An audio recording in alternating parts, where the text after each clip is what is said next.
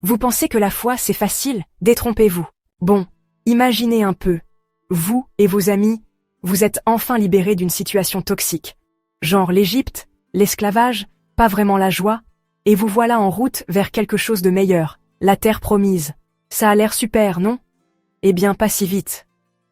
Parce qu'en fait, le voyage de l'Égypte à Canaan n'a pas été du gâteau.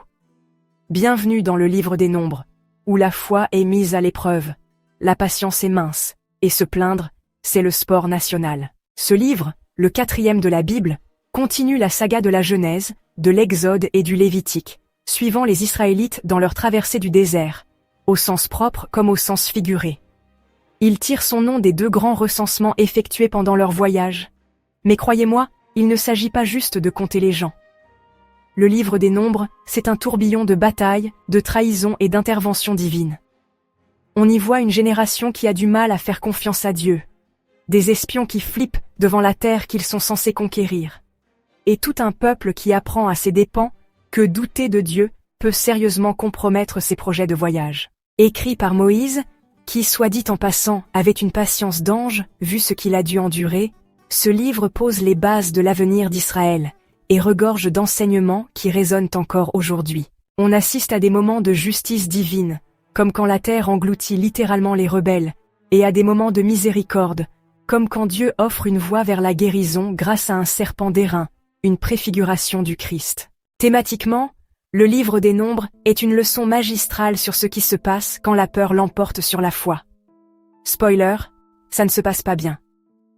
Les Israélites avaient toutes les raisons de faire confiance à Dieu. Et pourtant, à maintes reprises, ils ont douté, se sont plaints et se sont rebellés. Et à cause de cela, toute une génération n'a jamais atteint la terre promise. Mais voilà le truc. Le livre des Nombres ne parle pas seulement d'échecs, il parle de rédemption.